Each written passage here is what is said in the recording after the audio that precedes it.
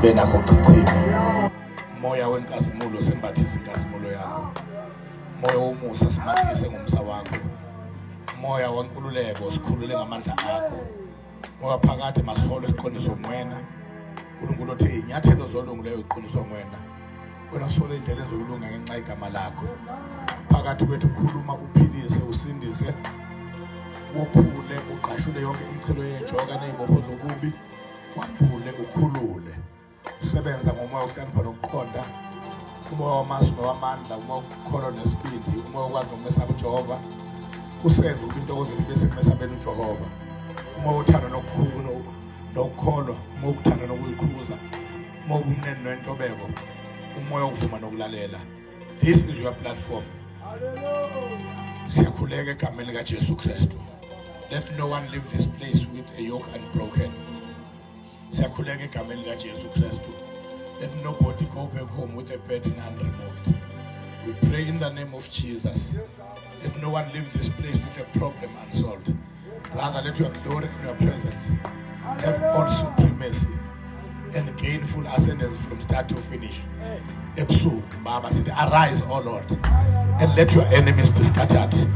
Emkhathini emhlabeni emanzini phosa umhlaba emoyeni emphefumulweni emzimbeni emakhaya kuma-families kuma-finances ku-neighborhood kuma-workplaces kuma-businesses. Let your enemies be scattered. Mela indaba yalo nalo olayindlini. Mela indaba yalo nalo olayindlini. Lo nalo olayindlini baba akabuyele emuva. Kukhona okubufakazi, kukhona okuwuphawu lokuthi akekho zakuwe afane nabangezanga kuwe. We give you honor and glory. It is done in Jesus Christ's name. Amen.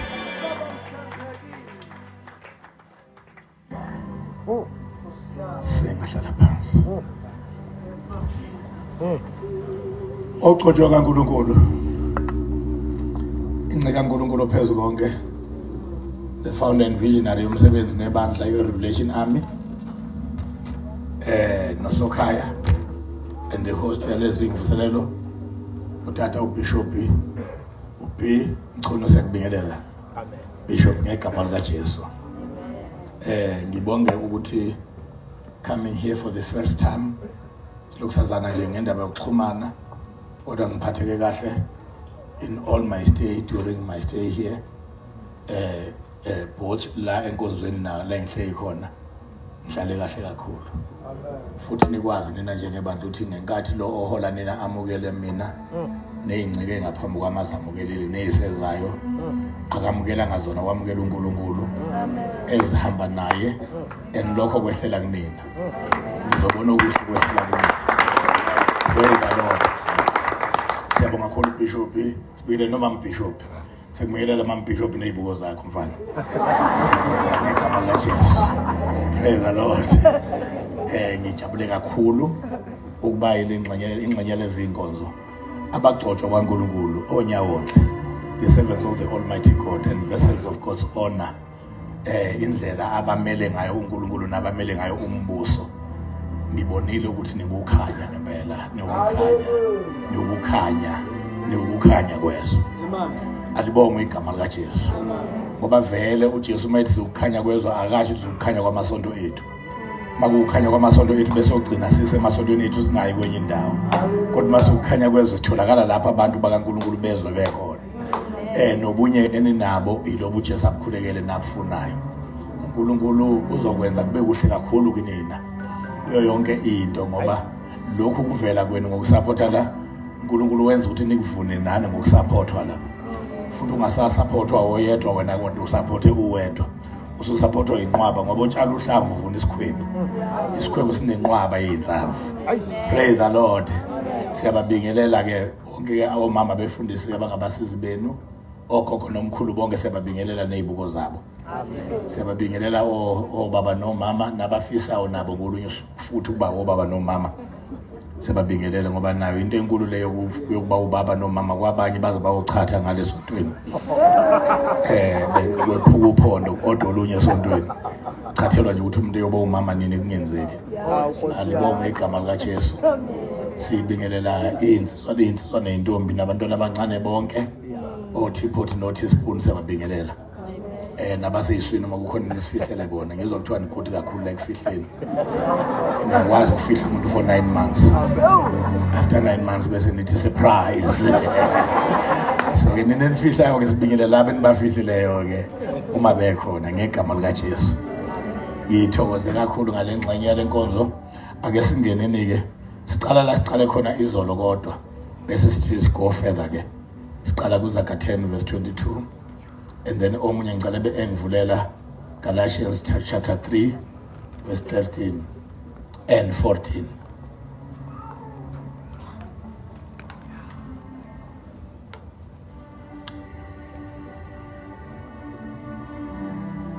Khona ufunda izolo noma bengekho?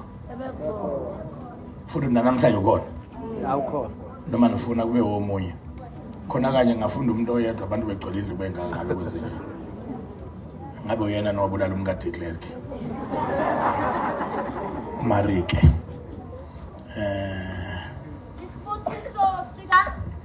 Isibusiso sikaJehova siyacebisa. Yeah. Akenezeli usizo kuso. Anake. Akanezeli ini ntombi? Usizi. Oh yeah. Isibusiso sikaJehova sinjani? Siyacebisa. Akenezeli usizi kuso. Bakhona abantu abacebe ngenxa yesibusiso, bakhona abacebe kungengasibusiso. Alibonge igama likaJesu. Akubona bonke abantu abacebe ngenxa yesibusiso. Akubona bonke abantu abaceba kwabo kuzalwa isibusiso esikubona. Kodwa khona abacebile kungengase isibusiso. Uma umuntu ecebe ngesibusiso sikaJehova, definitely khona into emnyamanisa nekuhlanganisa noAbraham. Ngoba sikaJehova asinakho kuvele sitholakala sesilenga nje kumuntu. Kungekho lutho lumhlanganisa lowo muntu noAbraham. Ngoba ngenkathi esiletha uJehova isibuso ukhethe indoda eyodwa yaba yidepho. Yesibusiso uba ngayo nembewu yayo sibusiso zonke izizwe zomhlaba. That is Genesis chapter 12 verse 3. Ngembewu yakho iyakubusiswa yonke imindeni yomhlaba. So ke munye umuntu okutholakala ngaye isibusiso ubaba Abraham. Izolo sibese sibala amaleni ke abantu abasibuso sabo abacebile. Sibala abantu abacebile izolo. Kodwa abacebe ngesibuso sika baba Abraham noma ngesibuso sika Jehova.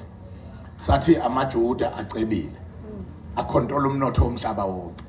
Engifuna ukugcizelela namhlanje ngibusho izolo ukuthi isibusiso isona esiwuphethe umhlaba. Bayezwa abantu abakhona lendlela. Okulandela ukuphatha umhlaba ekukholwa. I difference phakathi kokukholwa ukuthi ukukholwa okuright nokurong ikhona okusebenzayo ekuphatheni umhlaba. Isibusiso asike esiright nesirong kodwa ukukholwa kukhona okuright nokurong. Kodwa ukukholwa kuwuphethe umhlaba. Ukukholwa kuwuphethe umhlaba. Uyathanda kawuthandi ukukholwa kuwuphethe umhlaba. Ungahamba uyofica lapha abantu abanye bekhuleka kwinkomo bethandaza kwinkomo. Bethi abayidla inkomo ngoba uNkulunkulu wabo. Ukukholwa lokho kwenzana njalo ukukholwa. Kunjalo ukukholwa. Ukukholwa kunjalo kuya ukuthi uthola okuright noma okurong kodwa ukukholwa nje. Ukukholwa akwenqeni ukuthi ukuphathise ihlamvu ugawula ihlamvu elingaka. Yeah. Uthi yolanda ngalo umuntu wafele hostel. Yeah. Mana lo muntu omlandile uthi uzogibela kuleli hlamvu elingaka. Hayi ukukholwa bazalwane hayi kumphethe umuntu. Ukukholwa kumphethe umuntu. Ukholwa ukuthi lo muntu uzogibela kuleli hlamvu elingaka uma zingathi uthi yena wafa engaka. I-height yakhe. Kodwa uthathe uma usumthathela i-transport engaka. Ukukholwa ke lokho. Uhambe ulizwe ihlamvu uthi lelula. Ufika ukhuluma uthi sizokulanda amagalela ingane zakho zisele zodwa. Buye uzogada ingane zakho. Uthi uma ususuka lapho ukholwa ukuthi usehleze ehlamvini. Kodwa ama-kilogram awenyukile la. Leli hlamvu lisasinda ngale ndlela ebelisinda ngayo. Asike isinde sikhuphukile kodwa ukholwa. Awukholwa. Ukholwa ukuthi uhleli ehlamvini kodwa isinda sikhuphukanga. Ihlamvu lisasinda ngale ndlela ebelisinda ngayo usaya engakahlali. Kodwa uyakholwa ukuthi uhleli kodwa isindo asenyukile. Akholwa uphethe umhlaba.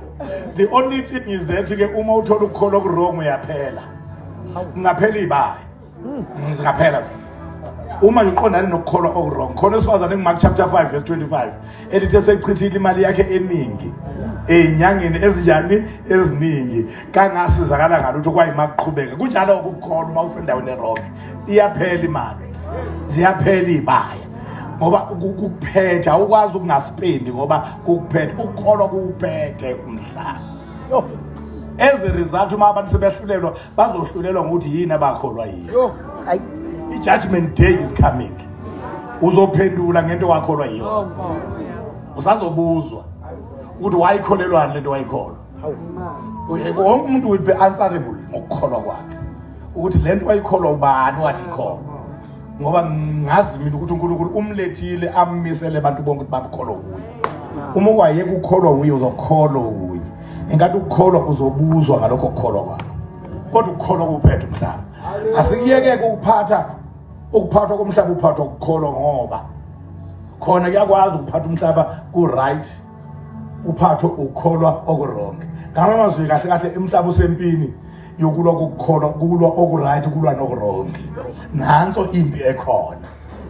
Futhi leyo yolanyulwa ukukhala kwecilo ngokuhlutha imali. Kunokulwa okukhona. Khona abantu abazondana bengazange baze baxabane. Abachathwa ukuthi into abayikholwayo.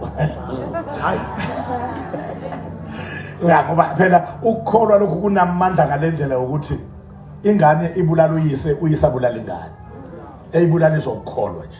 Nengane imbulaliswa ukukholwa unina. Haleluya. Lapha ekholwa khona ingane. Kuthiwa ukuze kukhuphuke imendlela abulala uma wakho. Ibulala ngempela ngoba ukukholwa lokho anikwazi nini ukuthi kuuphethe umhlaba ngiyanibona. Ukukholwa uma ukuthole lokhu right ungadlali ngoku right. Ngoba hey khona abantu abathole eyinkanakana yokukholwa. Okubenzise iningi izinto. Uma ungalifunda kahle iBhayibheli ku-Old Testament kukhona inkosi eyathatha indodana yayo yayenza umnikelo yokushiswa yashiswa kwisithixo kuthiwa uMoloki. Eshisa indodana yakhe eyindlalifa ezothatha over ebukhosini. Inikelo ishingane yakho ishe uyibuka uyishisa izokukholwa. Angazi umngizwile kodwa. Ushare your own son. Uma umngakho ayithwala for 9 months. Uyishisiswa yini ukukholwa. Ukukholwa yikho into okungeke kwenzise yona. Bayezwa abantu abakholwa endlini. Kodwa silapha ke kutheni ke okuphethe umhlaba kunenama side amabili ngoba ukukholwa kune side elirong lakho nokuside eliright kodwa ukukholwa khona kuphethe umhlaba. Ayikho nje ingcenye yomhlaba ongaya kuyo uyifice abantu bakuleyo ndawo bengaphethwe ukukholwa. Uma bengakuthola okuright kubaphethe okurong. Ukukholwa nje noma yiphi indawo yokuqala kuya kuyona uyoyifica iphethwe ukukholwa. Kholwa kuphethe indawo. Phethe umhlaba wonke ukukholwa. Alibonge igama laJesu. Khona nje lapho abulawa khona umuntu ashisa uma ethola lephethe iBhayibheli. Akavunyelwa ukuthola le iBhayibheli ngoba okwakuleyo ndawo ukukholwa. Kulwa nokweBhayibheli ukukholwa. Angazi ubeyizwa lento. Ukukholwa nje kuphethe umhlaba wonke. Umehluko ukuthi kunamasayidi amabili khona right iside khona wrong kodwa abantu bawahlulelwa bonke ngento abayikholiwe. Umuntu othi angikholwa unamanga. Lapha akhona nabangani bakhe khona akukholwayo. Khona akukholwayo. Futhi ke into oyikholwayo uzoyijezela. Uzokhokha ngalokho ukukholwa kwakho lento oyikholwayo. Praise the Lord. Now ke isibusiso sikuphethe umhlaba. Sithe masichaza izolo sathi isibusiso sikaNkulunkulu siyesabekwa kumuntu oyedwa Abraham. Ozale amaJuda ngendodana sisonke ngendodana. uIsaka. Wona ke aphethe umnotho womhlaba wonke ngenxa yaleso sibusiso. Izwile indaba. Waphinde futhi uNkulunkulu isibusiso sibeke kuAbrahama. Sehlela kuma-Arab. AmaSulumane hayi ngokwenkolo ngokobuzwe. Wona acontrol oyela womhlaba wonke. Isibusiso uoyela wawele ezandleni zabantu esibusiso. Ngegazi ngoba laba abazalwa uAbraham akabazali ngokomoya bazala ngegazi. They are blood children of Abraham through his son Isaac. Ngoba singena ngendodana sisuka kuAbraham siye ngendodana. Shona ngokwamthanda sisuka kubaba Abraham.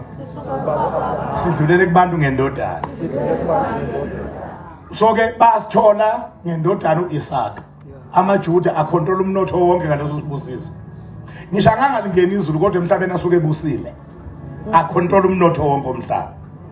Abasibili sithe izolo ama-Arab, amaSulumane, abanikazi beDubai.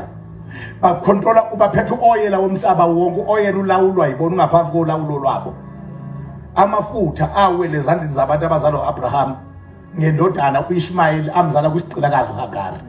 ngoba isibusiso suka Abraham sidlule ngendodana shona uthanda sisuka Abraham sidlule ngendodana ngathi mina abesithathu Genesis 25 verse 1 wathi makushona uSara uAbraham wabuye wagcana uKetura an Ethiopian woman ozala ama-Ethiopian Jews acebile kunabantu base-Ethiopia abangeyona amaJuda bacebe bayanuka phu kwisenzo 8 lo wayegibela ikalishi esuka eJerusalem njena ebheke e-Ethiopia owabokuqala ukuthola ivangeli lase-Afrika after abapostoli sebethunyelwa ukushumayela ivangeli wabokuqala wase-Afrika ukuthola ivangeli wayegibela ikalishi and ikalishi was a Rolls Royce of that time leli Bible wayehlezi phezu kwengcebo enkulu ngoba wayephethe isibuso sikababa uAbraham ngamadodana kaKetura owayeshade nobaba uAbraham bayezwa abantu abakhona le ndlela sathi Genesis 25 verse 6 ilane yesine abantu ababusiswe ngamadodana kaAbraham awazala kwizancinza verse 6 wakhona uthi uAbraham wakhana nayizancinza ayibalwa ukuthi zingaki kodwa kubonakala uma sekwabiwa ifa ukuthi wanikeza uIsaka ifa kwasuthi amadodana akangawanikeza ifa wawanikeza izipho wawamukisa wawasa ezweni lasempumalanga akha ezweni lasempumalanga bayizwa abantu abakhona endlini kulelo zona lasempumalanga ilapho kuvela khona indoda very rich kuJob chapter 1 there was a man called Job kuthiwa he was the richest man in the east he was the greatest man in the east kulelo lizwe lasempumalanga lapho kuvela khona izazi zasempumalanga ezangena kwanuka ama-perfume esibayeni sifike namakha shout hallelujah zafika negolide kwakuqala emhlabeni kunikezwa ingane ipresent yegolide ingane inikezwa ipresent yegolide alibonga igama kaJesu ngoba kwafika abantu who are stinkingly rich bayezwa abantu abakhona la endlini uJesu uyayishintsha isituation futhi uJesu uyabahlanganisa nabantu abangahlangani uyabona lapha emkhombeni wenkomo lapho uJesu azalwa khona kwafika ifundiswa ama-astrologers abantu abafunde ngeinkanyezi abatadishe izinkanyezi kwafika ama-graduates angena esibayeni kanti ngenkathi kwehla ama-graduates ngapha kuza ama-graduates ngapha ingilosi sigijimile yawudiliza belusi abangafundile laphana entabeni bengakwazi ukubhala amagama abo wathi ngilethele indaba zokuthokoza okukhulu okuzoba kubantu bonke namhla ngizalelwe uKristu Jesu oyinkosi ngiyakumfica enkuniwe emkhombeni wenkomo anibonga igama Jesu uma bengena belusi bahlangana nezazi kwahlangana abangafundile nabafundile bahlangana kuJesu yedwa ngoba sikhonza uhlanganisayo shout hallelujah sikhonza uhlanganisayo bayezwa abantu abakhona la endlini and lo Jesu bazalwane ofikile ngifuna ukutshela uJesu ongezelanga inhlupho eyodwa yabantu zothinta lokho namhlanje sovala ngakho akezelanga ukushaya inhlupho eyodwa ekubantu wezela ngokufa kwakhe isiphambanweni nangokuchitheka kwegazi ukubashaya yonke inhlobo yenhlupho kodwa uma usumkholwa wena mkholwe ngokwaleyo naleyo nhlupho noma umkholo ngokwalo nalo umsebenzi akwenzele wena maqondana naleyo nhlupho uma ukwamkholwa maqondana nenhlupho eyodwa uzokhululwa kweyodwa kube ngathi ezinye akenzanga lutho ngazo kanti wena uzilimithe ngokukholwa uma uze esiphambanweni uza njengomuntu ophethe itroli ungena leli shalofa beyajika aye kwelinye ungabi seshalofini elilodwa uma ufika kuJesu ngoba ayikho inhlobo yenhlupheka angayithwalanga ungaphumi ulayishe yopetroli bayangizwa abantu abakhona imali okuthengwa ngayo ukukholwa hallelujah yabona ke wena osindisiwe lokho kukholwa owakholwa ngakho uJesu wasindiswa wathethelwa izono zakho wahlanzwa ezonweni lalotshwe igama lakhe encwadini yokuphila wakhululwa ngalo ezonweni ngakho lokho kukholwa yikho lokho kukholwa futhi ozofuna ukubuyela emuva ngakho uyolanda ukuphiliswa ezifweni uyakabana nje ukubeka izandla usukholwa ukuthi lona wakuthwalela izono akathwalanga izono zodwa nezifo wayithwa ukholo uye engowakuthwalela izifo ngalendlela owamkholwa ngayo engokuthwalela izono shout hallelujah shout hallelujah ngabe you have to go back to the cross uyothi ngiyolanda okwasala ngasuke ngakholwa uye ngithwalela izono kuphela engathi ukukhuluma kuyasala ngizolanda ngiyayazi imali ethengayo esiphambano imali ethengayo ukukholwa bayezwa abantu abakhona la endlini shout hallelujah shout hallelujah shout hallelujah shout hallelujah there are visible evident and tangible signs ukuthi lo Jesu olethwe uNkulunkulu emhlabeni umuntu wesibusiso uJesu efika emhlabeni kwangena imali lapha ekhona angazi noma ngizwani kodwa hayi madlana igolide imali efika kwangena imali efa kwangena imali uJesu ngenkathi efa kwakunogada abaqaphi okwafika abaphristi abakhulu nezazimthetho bathi ngosuku lwesithathu bathi uphi lwesithe emqapheni besaba bethuthumela abaqaphi nabagadi bathi hey sibone into esingayazi ingilosi ebinokukhanya okukhulu wasixhopha sathuthumela sonke ubungathi kuduma izulu wavuka sambone evuka wenyuka bathi ningasho ukuthi uvukile nina nothi abafundi bakhe bafike ebusuku silele bameba nansi imali kuthiwa they gave them a large sum of money kanti abasaboni bagcwalisa ukuthi lo vukile ungu-alpha no-omega ezalwa kwangena imali evuka kwangena imali into ayiyo eqala iyona yiyo eqeda. Shout hallelujah, shout hallelujah, shout hallelujah, shout hallelujah, shout hallelujah. uJesu lona umzimba wakhe wokwenyama umzimba wakhe wokwenyama uJesu umzimba wakhe wokwenyama uqala ukuthintwa umuntu wesilisa a male person efika kulomhlaba wathintwa indoda egama la uJoseph uyise esingathi ngolimi lwesilungu ifoster father ngoba uJoseph akamzali uJesu ingakho phela wayefuna ukumala uMaria wayefuna ukumlahlela khona lokuthi angisazi sizo angazi noma ngizwani uJesu uzalwa phezulu yezwakala bazalwane so ke the first male person owathinta umzimba kaJesu ingathi efika ibody everybody say ibody wathi lo Joseph ngoba umuntu oqala wathi othinta ingane umama usho ukuthi wambamba kuMaria esanda kumthetha uJesu wayesenikeza uJoseph ake njengoyise ozomkhulisa ifoster father the first male being eyathinta umzimba kaJesu efika kwakuJoseph and the last male being eyathinta umzimba kaJesu esefile uJoseph kwafika uJoseph wase-Arimathea wacela isidumbu sikaJesu siyongena ethuneni sesiphethe uJoseph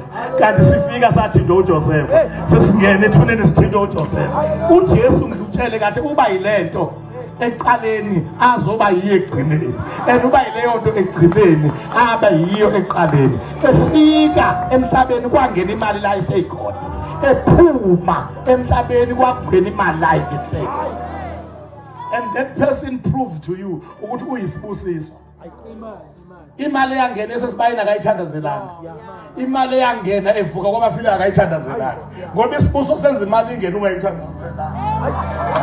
Shout hallelujah, shout hallelujah, shout hallelujah, shout hallelujah, shout hallelujah, shout hallelujah, shout hallelujah, shout hallelujah, shout hallelujah, shout hallelujah.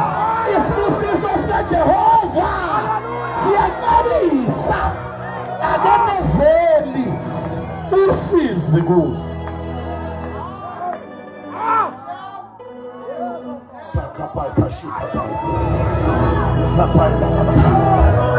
Isibusiso sikaJehova siyacebisa akanezeli usizi. Uma ke sesibuyela laphana ke kwi-New Testament namhlanje sesiyabheka a biblical proof or a scripture that proves ukuthi lesi sibusiso sikaJehova sabekwa kumuntu ogama lakhe uAbraham sesithola ngescripture ke manje uverse 13 kwabaseGalatia 3 verse 13 kathi sofunda uthena uKristu wasihlenga esiqalekisweni somthetho ebenziwe isiqalekiso ngenxa yethu. Uverse 14 ubuso uzothi ke ukuba isibuso sikababa uAbraham sifike kwabezizwe awubona uma kuthiwa isibusiso sikababa uAbraham sifike kwabezizwe abezizwe obani abezizwe yibo bonke abantu abangewona amaJuda ngokwenyama abezizwe yibo bonke abantu abangazalwa uAbraham ngokwenyama namazi ukuba isibuso sikababa uAbraham sifike kithi thina ngokwegazi nenyama esingazalwa uAbraham alibonge igama kaJesu.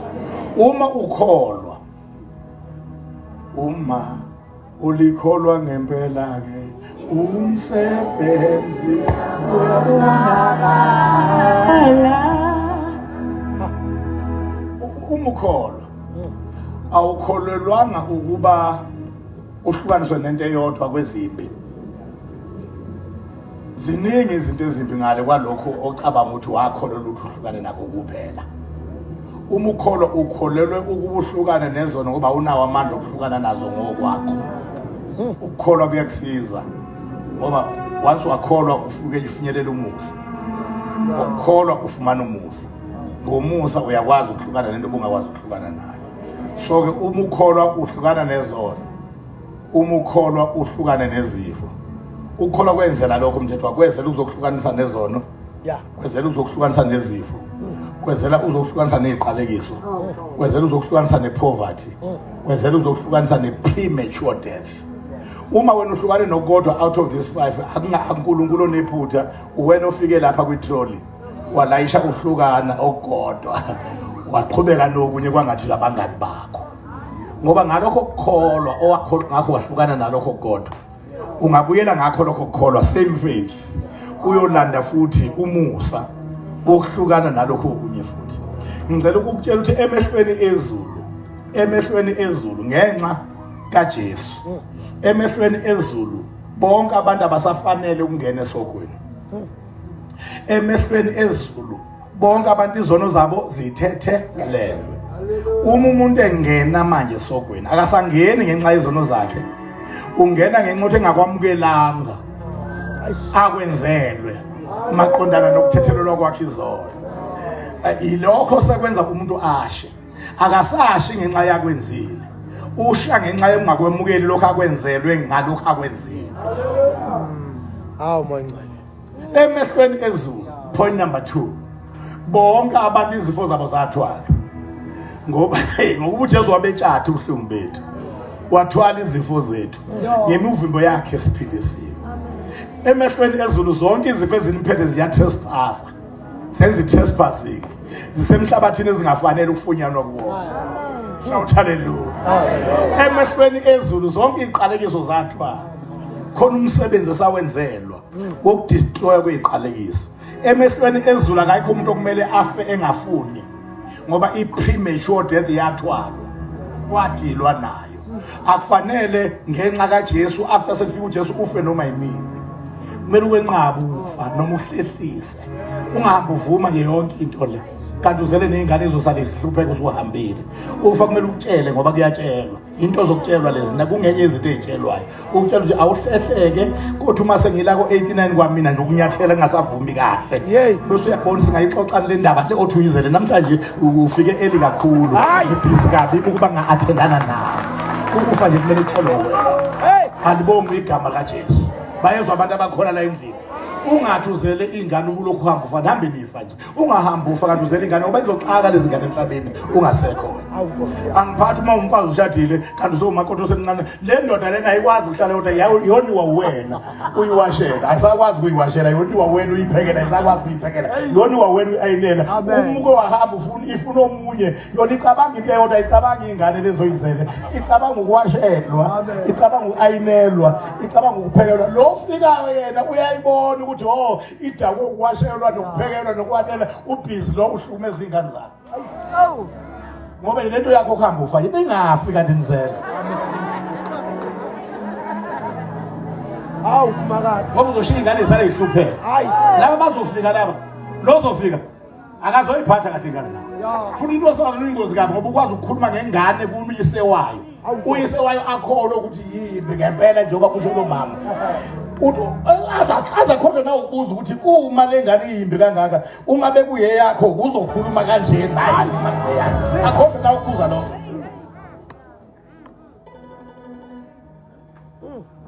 So vele ungafi ngoba izovela iphile kabuhlungu ngabe ingane zakho ngalokuthi ngihambe nifa nje. Bengengikusho lokho uma ingekho into oyenzelwe maqondana nokungafi. Ngisho ngoba ngazi ukuthi kukhona okwenzelwe. In other words, there is a part to play engakwenza ungafi uma ngithi ungafi. Yabona kusukela namhlanje eKatlehong umuntu ozwele message uma eva indaba yakhe ekhethe yena. It's a choice. It's a choice. Kodwa sizokwenaba nje. Webazalwane ningakhohlwa ukuthi lezi zinto ezenzeka kwi New Testament ezizenzelwe kwi New Testament zibe ne prefiguring ne foreshadow nesithunzi sazo ku Old Testament. Ku Old Testament ke kuba nesithunzi sokufa nokungafa.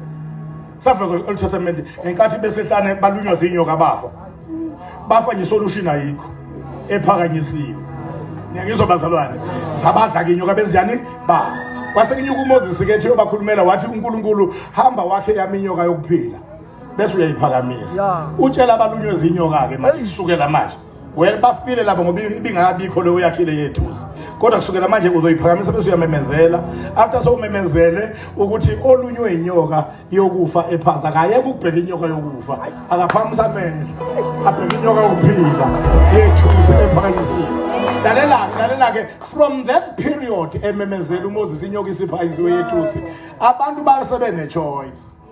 Ukuthi bayafa noma bayabafi kwase kuyi-choice. Before inyoka yethu siphayiswe babengena choice, kodwa after siphayiswe uma efa sekuyindaba yakhe uyena okhethe yena ukufa. Namhlanje ke after uJesu sefikile ngizokutshela lokho ngoba uye uJesu uthe John chapter 3 njengalokho uMoses aphakamisa inyoka ehlane kanjalo nendodana yomuntu imele ukuphakanyiswa. Shout hallelujah. Nawo hlonyekiswa uhamba kuthiwa asobulala abafundisi kuthiwa asobulala amakholwa. Uyabona uma ufuna ukufa thunywa kimi umuntu uzobulala mina. Bonke ababulala mina kubuyela exact lento abayithunywe noma ngabe yini oyithunyiwe embi ibuyela kumniniyo ngoba everything ethunyelwe kumina njengenqoka kaNkulunkulu it goes back to sender.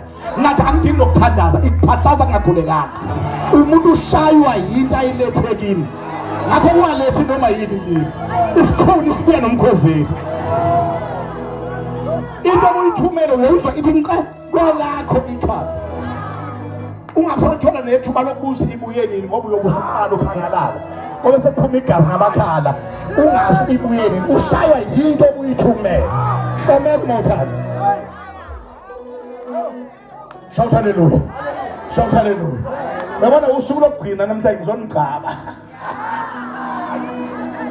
Yenza njani mase kusuku lokugcina yenza njani. Shout hallelujah. Shout hallelujah. Shout hallelujah. Isibusiso sikaJehova siyacebisa. Akenezeli. Now, ngifuna ke siyobheka kuye njalo chapter 3. Sibheka uverse 7 no verse 29 ozoveza ukuthi uma usukholo uJesu uyangena kulo Abraham. Walaba bacebe bezalo Abraham ngokwenyama. Wena ungazelwe uAbraham ngokwenyama. Ngokukholwa nje uJesu oyindodana kaAbraham. Once wakholwa nje uJesu uyafakwa. Ungena kuleyo ndlu yesibusiso. A household of blessing. Ungene kulesi prophet osikaGenesis 12 verse 3 esithi ngembewu yakhe iyakubusiswa imindeni yonke yomhlaba. Uba ngomunye wale umndeni ebusiswa ngembewu kaAbraham. EnguJesu ngoba ukholwe imbewu. Igama lika Jesu ngokwefamily kaAbraham imbewu. Uyimbewu kaAbraham. Uma ukwakholwa ukholwe imbewu. Ngale umbewu kuthiwe ngembewu kaAbraham ziyabusiswa izizwe zonke zomhlaba. Awufundeke lo Galatia chapter 3 ufunda uverse 7 no 29. Besifunde u13 no 14 isavula. Ufunde u7 no 29. Yebo. Obasafundisa wena namanje. Yazini ukuthi abokukholwa yibona abangamadodana kaAbraham. Mana abokukholwa obana abangamadodana kaAbraham. Anyona mina indodana kaNkabandle ngiyindodana kaAbraham. Ngoba uma ufuna ukunqoba ezweni lokomoya zibize nge-spiritual identity yakho. Uma uyibize nge-physical identity yakho azokushaya amadimoni ngoba nalabo uyibiza ngabo abashaya. Uma lokhu intimande ayikhali intimande lapha emkhathini ngoba intimande kade ahlulwa amadimoni. Wazi wafa isiqhila sawo. So ke akho amadimoni azotataziswa ukuthi umtimande la. Yeah.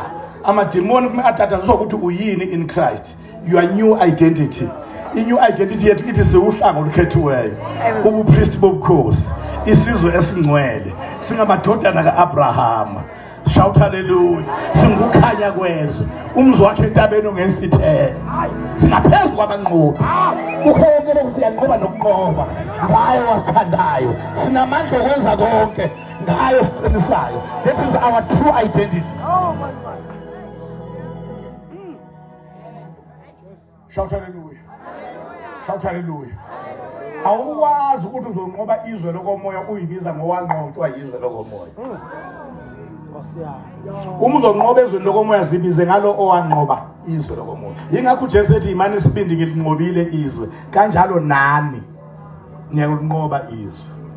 bayezwa abantu abakhona endlini yazini ukuthi abakukholwa yibona abangamadodana kaAbraham uthiwa thina bokukholwa thina abantu bazalwane noma bekuthiwa uzalwe umpedi noma umfana noma umXhosa noma umSwati noma umZulu noma umNdiya noma ubani kodwa once waba wokukholwa sewushintshe ukuzalwa uzuyindodana kabantu bazalwane kaAbraham.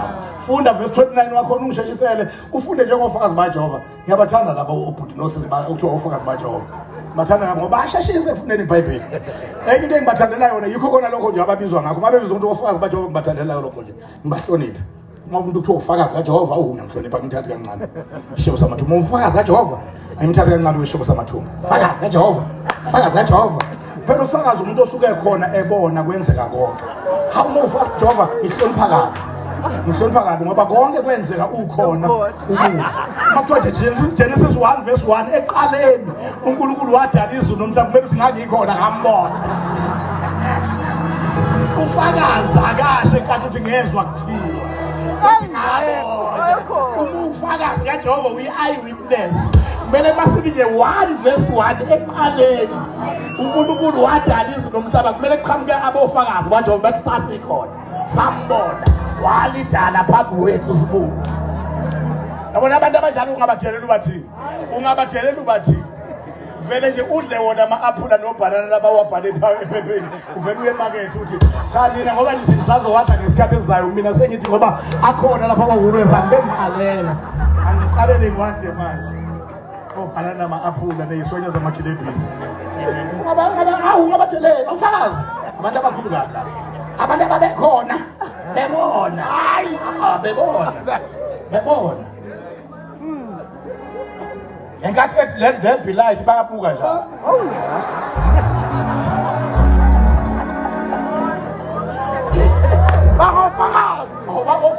bafakazela kithi ukuthi yonke lento okuthiwa wayenza siyayazi siyamfakazela sasikhona sambona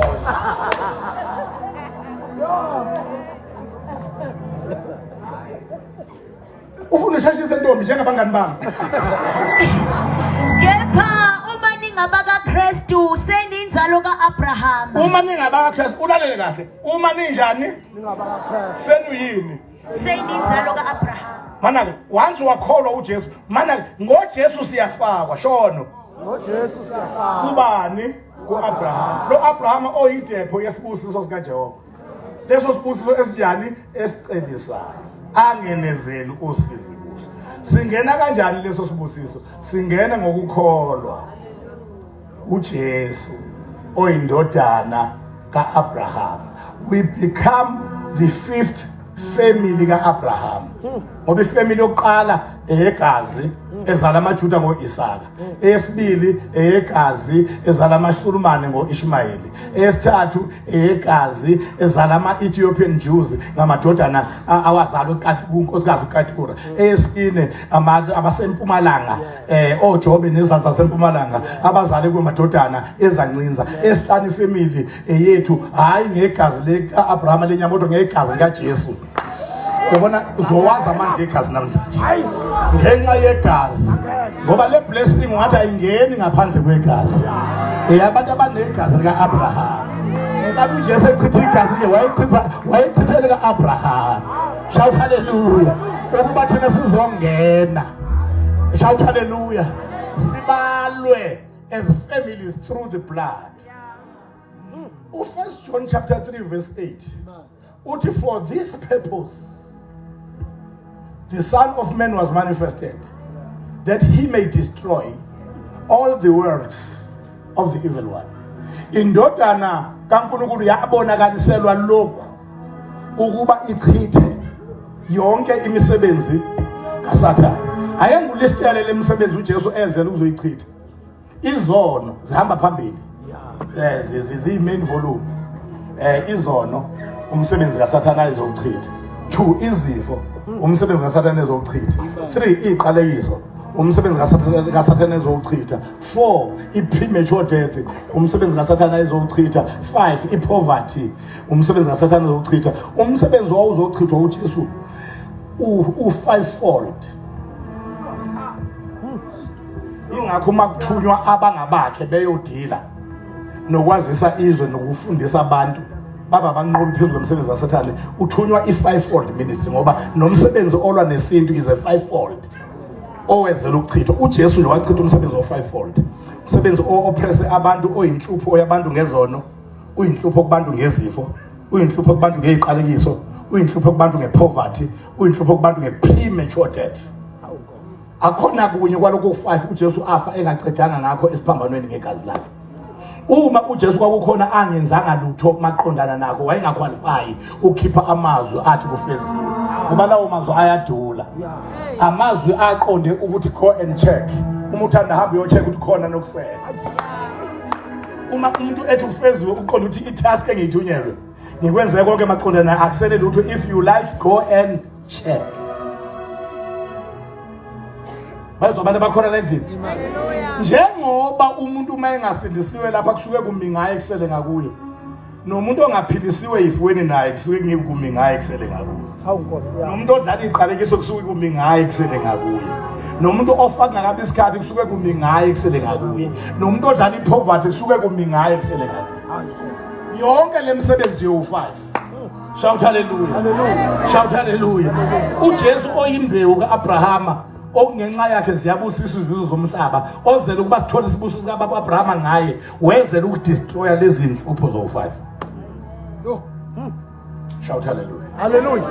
Okay, igazi kaJesu sithole laba bangene esibusweni seAbraham ngokuzalwa ngegazi. Thina singena esibusweni seAbraham ngokuzalwa kabusha ngokukholwa ngegazi. Alibonge igama laJesu. Igazi kaJesu lachitheka kungathi ku5 times. Kungathi asithi kungathi kanti kahle lachitheka 4 times. Lachitheka kungathi u5 times kodwa lachitheka 5 times. 4 times. Kwangathi u5 times kodwa lachitheka 4 times. Iqala ukuchitheka, igazi lokuqala lichitheka ngesiphambanweni eselenga. Igazi lokuqala lachitheka inkathi ethathwa uJesu eyoboshwa ku-whipping post.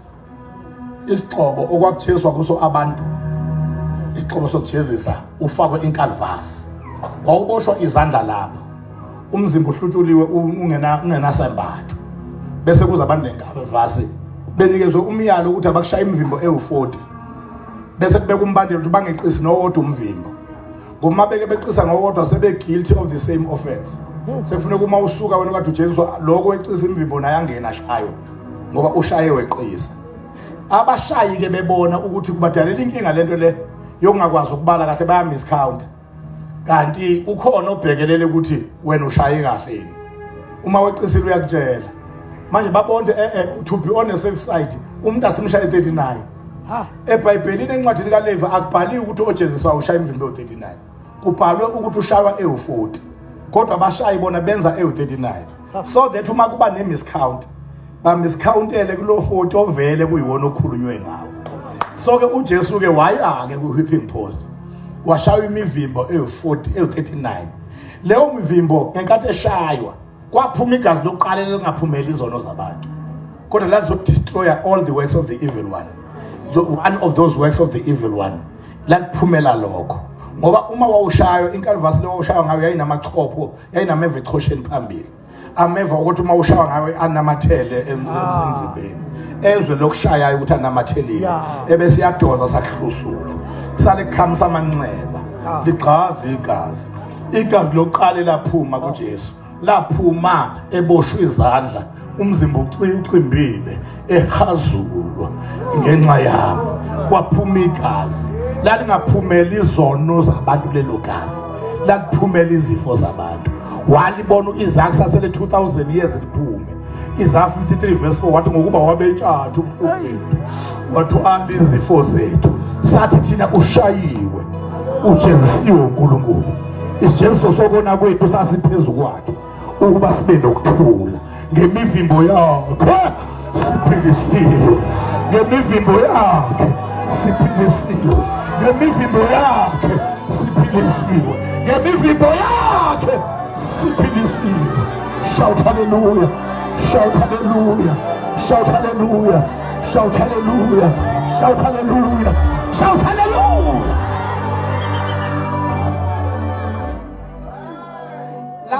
Lapho sithola kuphuma igazi lokuqala eliphumela ukudestroy enye yeinhlupho zabantu. Inhlupho egama layo sicknesses and diseases.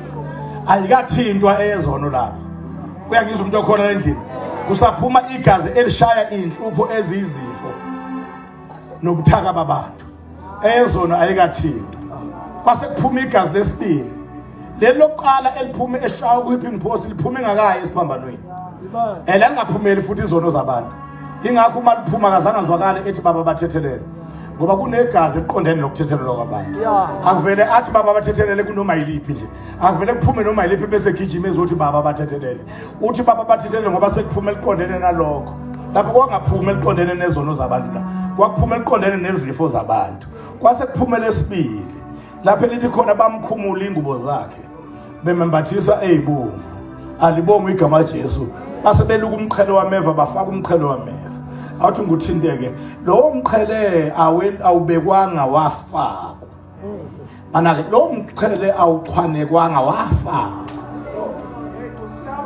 Yanibongela nina enibuke iPassion of Christ ngoba nibone ameva ngempela. Hayi lana beniwacabanga. Uyabona la ameva lana wabona kuPassion of Christ ubude balo lili. Aye ngako ke ubude. Ameva okwakakhiwe ngawo lo mqhele. Wafika ekhanda wangabekwa wafika wafakwa. Ngenkathi ufakwa wabhoboza kwaphuma igazi.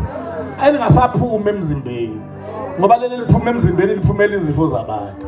Phela indawo nendawo okuphume kulo igazi liphumela enye inhlupho nenhlupho exaka abantu. So eliphuma emzimbeni liphumela izifo zabantu ngoba abantu ubuhlungu bezifo babuzwa emzimbeni. Kuba ungamnandi emzimbeni. Shout hallelujah. Kodwa leli akwafakwa ameva ekhanda. Kwaphuma igazi ekhanda lingasaphumeli izifo zabantu lelo. Lase liphumela ama-cases of humanity. Cases of mankind. And uma uyifunda lento yama-cases imatani nezibusiso imataniswa nekhanda. Izwi lenkosi kwizaga lithi isibuso sikaJehova siphezu kwekhanda labalungileyo. Ngamazwi isibusiso uma ubusiswa sihlala ekhanda.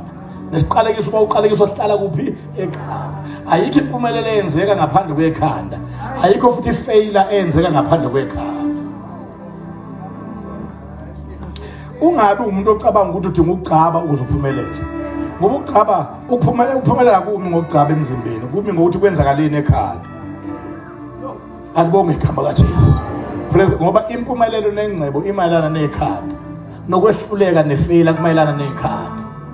Uma nje wena kufanele uphumelele kahle, yiba umuntu olenzayo ikhanda. Ube umuntu olenzayo ikhanda. Futhi ke uma lempumelelo ke lona uzuphumelelo awulenzi ngaphandle ulenza ngaphakathi.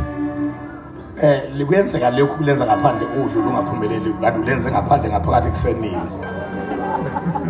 Kodwa uma sizothiwa kufuneka isuccess kumele lenziwe ngaphakathi. Ini bazalwane? Futhi lapha lisenziwa besifazane kuphela uma selenziwa ngaphakathi senziwa namadoda ngoba wonke umuntu uyakudinga ukuthi ikhanda lenziwe ngaphakathi. Uyabona ngofunda uRoma 12:2 uma ethi niguqulwe isimo ngokwenziwa ibetsha ingqondo sekhuluma ngokwenziwa kwekhanda ke lapho lenziwa kodwa ngaphakathi. Bayangizwa abantu abakhona la endlini. Uyangizwa umuntu okhona la endlini. Shout hallelujah. So ke izibusiso neziqaliso zikubazalwane ekhanda. Ngenkathi uJesu ethwesa umqhele wameva, it was on that time lapho wayithwala khona iziqalekiso zoluntu. Manake ngoba ngiyakubona uzo uqhuma njengeSolomon. Sengiriwinda lekhasethi ngenxa yakho. Masiphuma lethu okwazi kahle ukuthi wena wenza saphuma lethu. Mina bese ngiqedile uma ngithi mina ngenkathi ethwesa umqhele wameva, ngalowo sikhathi wayethwala iziqalekiso zabantu. Kodwa ngakubonta uzo. Awuthi ngunikeza ibackground yameva ke khona uzozo. Ameva awadalwanga. Ave. Yebo Nkosi yami. Ameva kufike kwaziwa icreation yonke yaqedwa Genesis 1 and Genesis 2. Yaqedwa icreation kwavalwa ngomuntu ngaphezulu. Umuntu waba i-peak of creation, i-cherry on top of creation. Kwagcina ngci ukudala ngomuntu chapter 2. Chapter 3 umuntu wenza njani wona. After esonile usethi uNkulunkulu ku chapter 3 seqedile ukudalwa. Neyihlahla ezibana amaqhabu ngalihlaza njengazo lezi zameva kodwa engenameva seyidalwe zaqedwa ku chapter 2. Ku chapter 3 uma umuntu esonile uthi uNkulunkulu Adam umhlabathi onyathela kuwona usuzokuvezela. Ayibona awadaliwe umhlabathi wona uzovezela uAdam hayi uthi adaliwe seqedile ukudala kodwa umhlabathi usuzomenza njani usuzokuvezela. ameva namakhakhasi ngokuba wona umhlabathi usuqalekisiwe ngenxa yakho, meaning ameva ayi result of a curse. So ke uma ezothwala iqaliso kwathi ukuthi athathe le yanto eyavela as a result of a curse athwale yona ekhaya.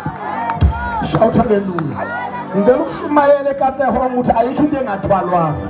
Kwathwalwa izono, kwathwalwa izifo, kwathwalwa iqalekiso, kwathwalwa i-premature death, kwathwalwa i-poverty. Ayikho into engathwalwanga. Go back to the cross. Uze ne-tell ye-faith. Imali othenga ngayo yi-faith. Uthenga athi ngalanda kwasalo okunye, sengizolanda okunye. Ngimi esiphambanweni, ngibuka amanxeba, zinyaweni ezandleni zono zakudweba. Mfeli wami, meli wami, wena unamandla. Zizono zami ngazone zozamba. Isibusiso sikaJehova siyacebisa. Akenezeli usizi kuso. uKristu wasihlenga esiqalekisweni somthetho, enziwe isiqalekiso ngenxa yethu, ukuze isibusiso sikababa uAbrahama sifike.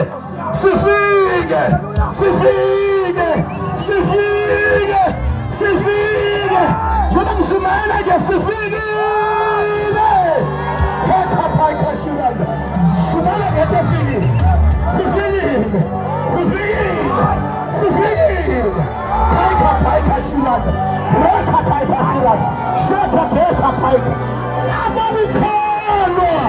Yibona bangamadodana ka-Abrahama.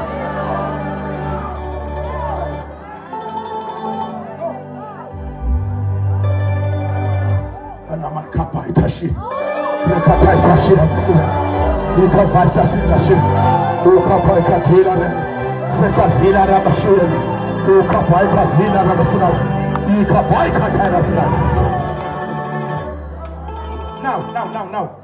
La meva lana avela angadalwanga kodwa enzenjani as a result of a curse. Kwakhulunywa ukuthi avele ngenxa yesiqalekiso, kodwa umhlabathi onyathela kuwona usuzokuvezela ameva namakhakhasi ngokuba sewuqalekisiwe ngenxa yakho. Avele ngoba umhlabathi usunjani, usuqalekisiwe. Kwathi uma uJesu esezohamba emhlabeni wathi ngoba angiqedile, kwakhona into eyavela ekubantu okumele ithwala iqalekiso. Wayesethatha umqhelo wameva wathwala, wayengamukharishwa, wayethwala ngenkathi ethwele umqhelo wameva, wayethwala ama-cases of mankind.